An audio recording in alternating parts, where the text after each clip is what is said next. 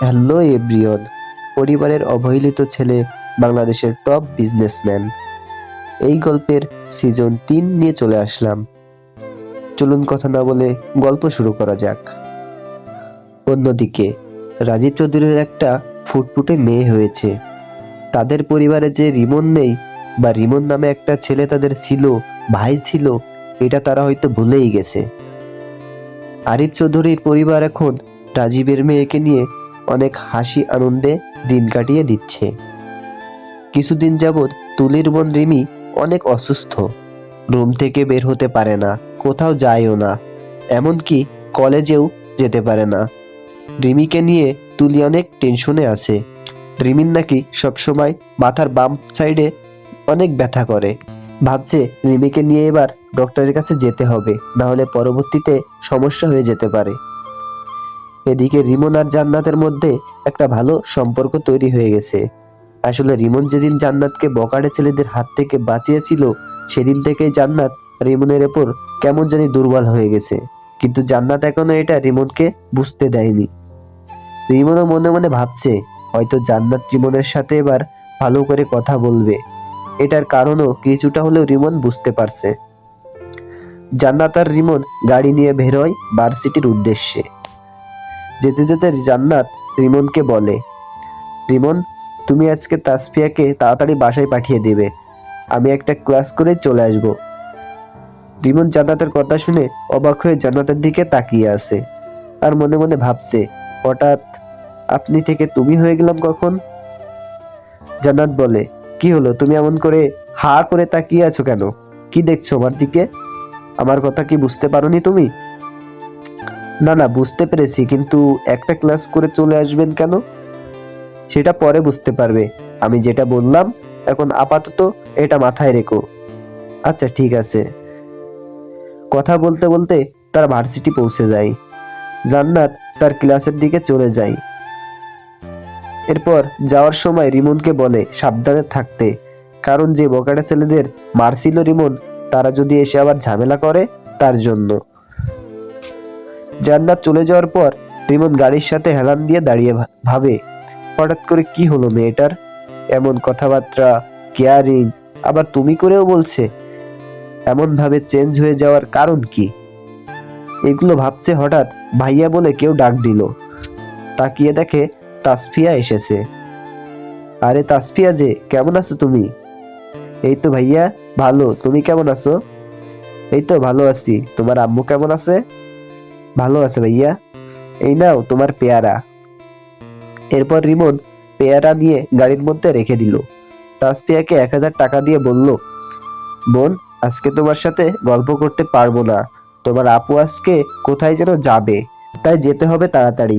তোমার আপু এখনই চলে আসবে, তুমি আজকে বাসায় চলে যাও। আচ্ছা ব্যা, ঠিক আছে, কালকে আসবে তো? হ্যাঁ, কালকে এসে গল্প করব তোমার সাথে। এরপর তাসফিয়া চলে যায় আর রিমন গাড়ির কাছেই দাঁড়িয়ে থাকে। কিছুক্ষণ বাদে জান্নাত চলে আসে। চলো যাওয়া যাক। কোথায় যাবেন তা তো বললেন না? আরে আগে কলেজ থেকে তো বের হও, তারপর বলছি কোথায় যাব। এরপর রিমন আর জান্নাত কলেজ থেকে বের হয়।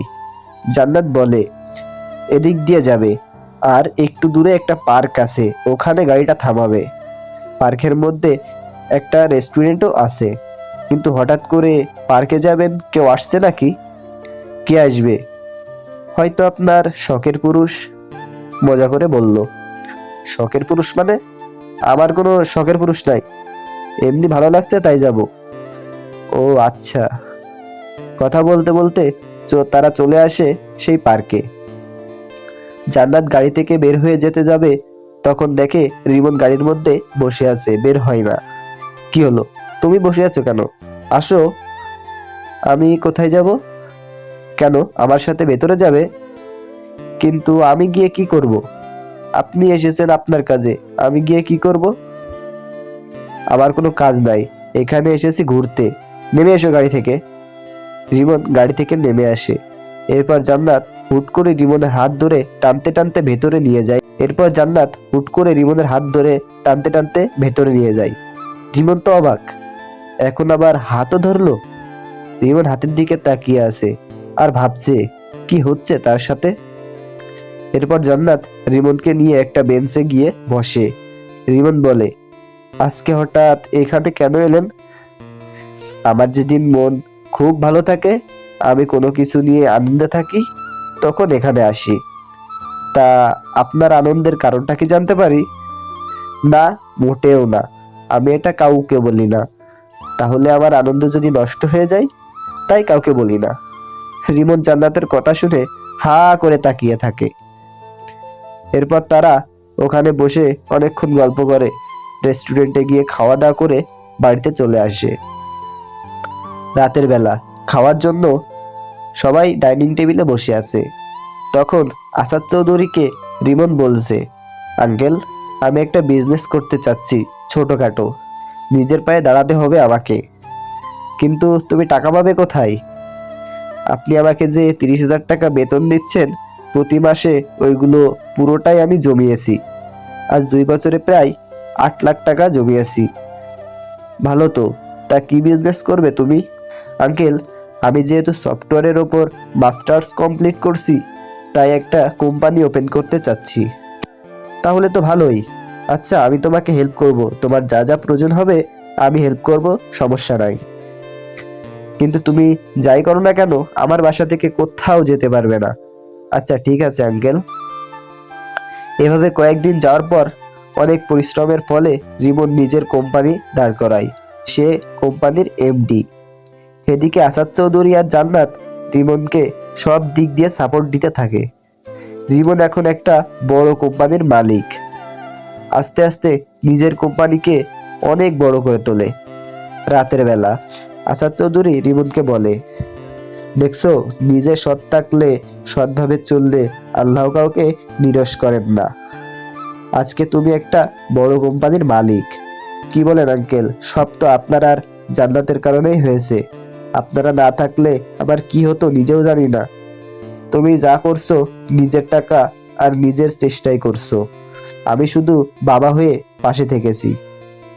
এই কথা শুনে রিমন আসাদ চৌধুরীর দিকে কান্না চোখে তাকিয়ে আছে আর মনে মনে ভাবছে, আমাকে রাস্তা থেকে তুলে এনে ছেলে পরিচয় দিচ্ছে, আর আমার জন্মদাতা বাবা মা একবারও খোঁজ দিল না আমি বেঁচে আছি নাকি মারা গেছি।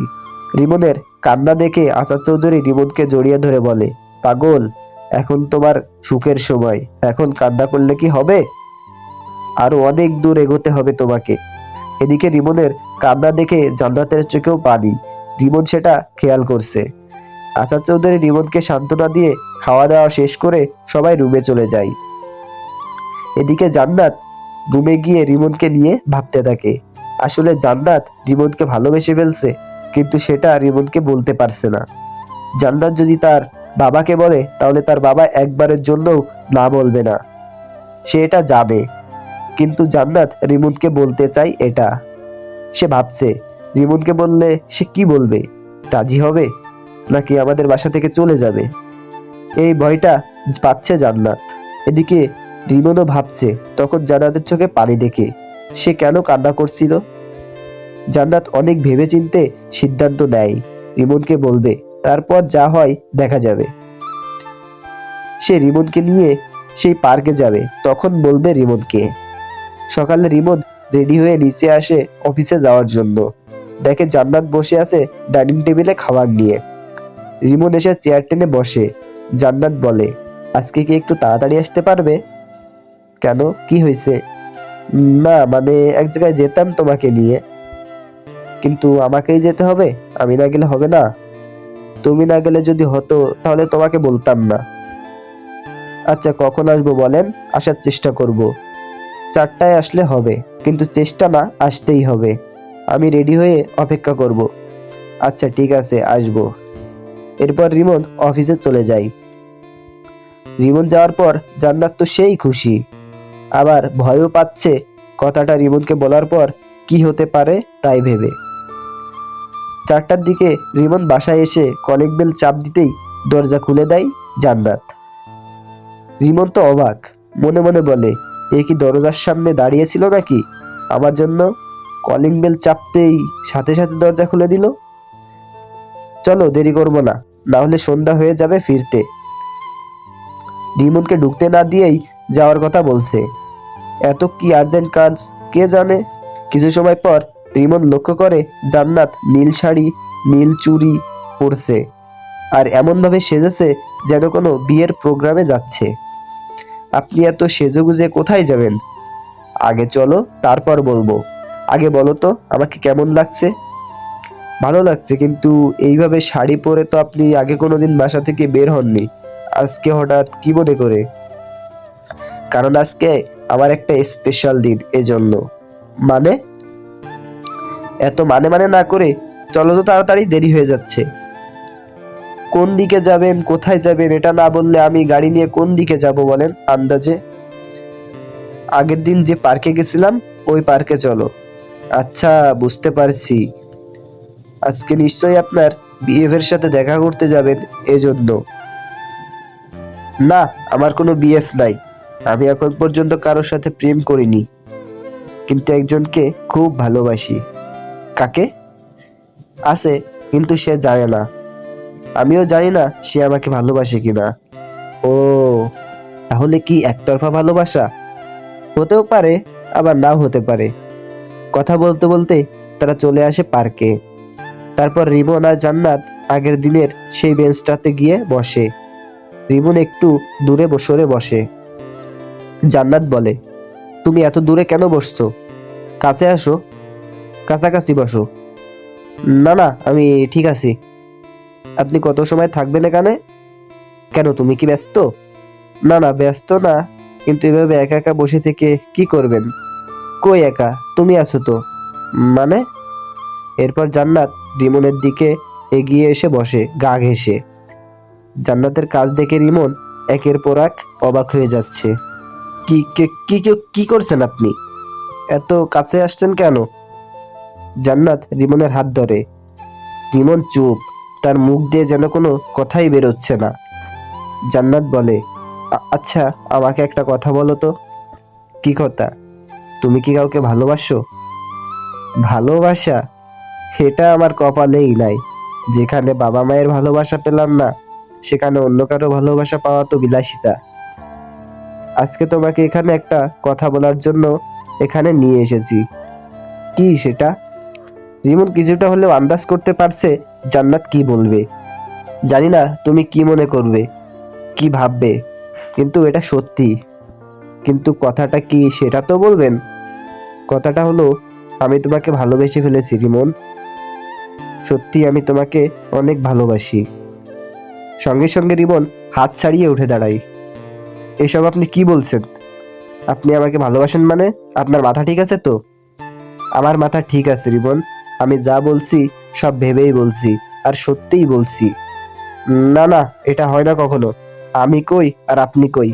আমার মতো একটা রাস্তার ছেলেকে আপনি ভালোবাসতে পারেন না। তুমি রাস্তার ছেলে না। রাস্তার ছেলে না তো কি? না আছে আমার কোনো পরিচয়, না আছে টাকা পয়সা, না আছে আপনাদের মতো বাড়ি গাড়ি। আমি এখনো আপনাদের বাসায় আছি, আপনাদের করুণায়। এই কথা আপনার বাবা জানতে পারলে আমাকে বের করে দিবে। তখন আবার আমাকে রাস্তাতেই থাকতে হবে। এই কাজটা করবেন না আপনি, প্লিজ। রিমন, সত্যি আমি তোমাকে ভালোবাসি। প্লিজ বোঝার চেষ্টা করো। আর আব্বু আমাদের মেনে নেবে, তুমি দেখো। না না, তার দরকার নাই। আপনাদের সাথে আমার যায় না। রিমন আর কোনো কথা না বলে সেখান থেকে চলে যায়। জান্নাত অনেকবার রিমনকে ডাকাডাকি করে, কিন্তু শোনে না, চলে যায়। এরপর জান্নাতও বাসায় চলে আসে, কান্না করতে করতে রুমের দিকে যায়। রুমের দরজা লাগিয়ে কান্না করতে থাকে। আসাদ চৌধুরী এটা দেখে জান্নাতকে অনেকবার ডাকে, কিন্তু কোনো উত্তর দেয় না, সোজা রুমে চলে যায়। এরপর আসাদ চৌধুরী জান্নাতের রুমের সামনে গিয়ে জান্নাতকে ডাকতে থাকে। অনেকবার ডাকার পর জান্নাত দরজা খুলে বাবাকে জড়িয়ে ধরে কান্না করতে থাকে। আসাদ চৌধুরী বলে, কি হয়েছে মা তোর? কেউ কিছু বলছে? কি হয়েছে আমাকে বল। তারপর জান্নাত কান্না করতে করতে সব বলে তার বাবাকে। ও আচ্ছা, এই বিষয়। এটা নিয়ে কেউ কান্না করে নাকি? আমাকে বললেই তো আমি ঠিক করে দিই সবকিছু। জান্নাত বলে, কি করবা তুমি বাবা?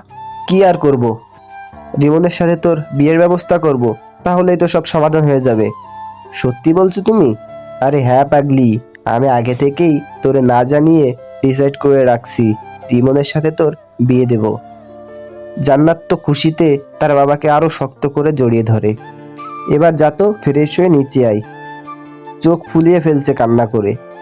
কিছুক্ষণ পর রিমন বাড়িতে আসে। এসে দেখে আসাদ চৌধুরী সোফায় বসে আছে।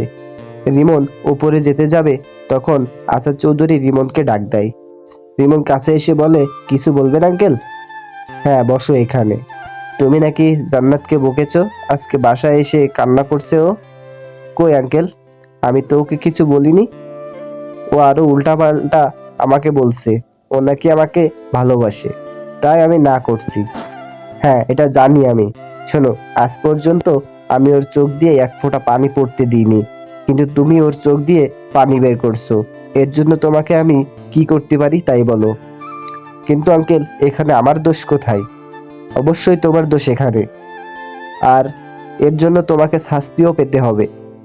আঙ্কেল, যদি আপনি মনে করেন আমার দোষ, তাহলে আপনি যে শাস্তি দিবেন আমি ওই শাস্তি মাথা পেতে নিব। সত্যি তো? যে শাস্তি দেব সে শাস্তি মাথা পেতে নিবে তো? জি আঙ্কেল, নিব। তাহলে শোনো, আগামী শুক্রবার তোমার আর জান্নাতের বিয়ে। নিজেকে রেডি করো। মানে কি বলছেন এটা? যেটা শুনেছো ওটাই বলছি। আজ পর্যন্ত আমার মেয়ের একটা চাওয়া পাওয়া আমি অপূর্ণ রাখিনি, আর এটাও রাখতে চাই না। কিন্তু আঙ্কেল, আর কোনো কিন্তু না, কোনো কথা শুনতে চাই না, এটাই ফাইনাল। এরপর আসাদ চৌধুরী নিজের রুমে চলে যায়। রিমন ভাবতে থাকে কি করবে সে। দেখতে দেখতে চলে এলো শুক্রবার, জান্নাত আর রিমনের বিয়ের দিন। ধুমধাম করে বিয়ের কাজ শেষ হলো। রাতের বেলা রিমন ছাদে গিয়ে দাঁড়িয়ে আছে। তখন আসাদ চৌধুরীও ছাদে আসে। পেছন থেকে রিমনের কাঁধে হাত রাখে। আঙ্কেল, আপনি আপনি এখানে কেন? আগে বাবা বল, তারপর বলছি। আর আমাকে আঙ্কেল বলবি না। আচ্ছা ঠিক আছে, কিন্তু এত রাতে আপনি এখানে কেন আসলেন? আমাকে ডাকলেই তো আমি যেতাম। না না, ঠিক আছে, একটা কথা বলতে আসছি। কি কথা বাবা? শোনো, তুমি ভালো করেই জানো আমার মা মারা মেয়েটাকে অনেক আদর যত্ন করে মানুষ করেছি, কোনোদিন কষ্ট বুঝতে দেয়নি। তুমি তাকে কষ্ট দিও না। আমি জানি দুজনে এক হতে সময় লাগবে, তবুও যেন কষ্ট দিও না। বাবা, আমার আপনারা ছাড়া কেউ নাই। আপনি না থাকলে আমি বেঁচে থাকতাম কিনা জানিও না। তাই আপনাকে আমি কথা দিচ্ছি, জান্নাতকে আমি আমার জীবন দিয়ে হলেও ভালো রাখার চেষ্টা করব। কোনোদিন কষ্ট পেতে দেব না। তাই যেন হয় বাবা। আচ্ছা যাও, অনেক রাত হয়েছে, মেয়েটা একা একা অপেক্ষা করছে তোমার জন্য। আচ্ছা বাবা, আপনিও গিয়ে ঘুমিয়ে পড়েন। এরপর দুজন নিচে এসে যে যার রুমে চলে যায়। রিমন ঘরে ঢোকার সাথেই জান্নাত নড়ে চড়ে বসে। রিমন এসে খাটের সামনে দাঁড়ালে জান্নাত নিচে নেমে রিমনকে সালাম করতে যাবে, তখন রিমন বাধা দিয়ে হাত ধরে উঠিয়ে বলে, আজকে থেকে আপনার স্থান আমার পায়ে না, আমার বুকে। এটা শুনে জান্নাত রিমনকে জড়িয়ে ধরে। রিমন বলে, আপনি কি সত্যি আমাকে ভালোবাসেন? কেন, তোমার বিশ্বাস হয় না? আমার মধ্যে কি এমন পেলেন যে আমাকে ভালোবাসলেন? তোমার সুন্দর ব্যবহার, একটা মন আছে যেটা আমাকে পাগল করেছে তোমার প্রতি। আচ্ছা, তো এখন কি আমি আপনাকে তুমি করে বলতে পারি? হ্যাঁ, অবশ্যই পারবে না কেন? এখন তো আমি তোমার বউ, যা ইচ্ছা বলতে পারো। তাই? হুম। আচ্ছা, আমার অনেক ঘুম পাচ্ছে, আমি ঘুমাবো। না, আজকে রাতে ঘুমানো চলবে না। তাহলে কি করব?